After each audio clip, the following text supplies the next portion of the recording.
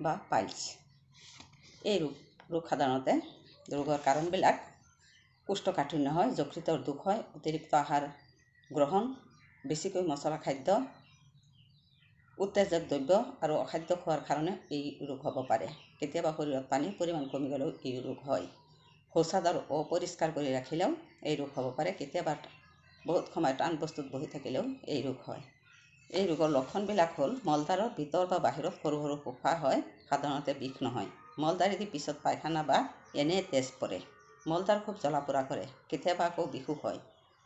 শৌচ টান হয়, বাৰে বাৰে শৌচ কৰিব লাগে। বমি বাহিৰলৈ ওলাই যায় আৰু বাৰে বাৰে তেজ পৰে। শৌচাগাৰত কেতিয়াবা খজুৱতিও হয়।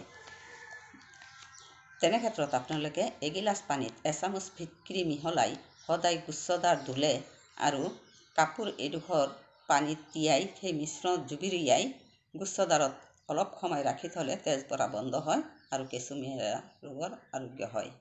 মোৰ ভিডিঅ'ৰ দ্বাৰা উপকৃত হ'লে লাইক, শ্বেয়াৰ আৰু ছাবস্ক্ৰাইব কৰিবলৈ নাপাহৰিব।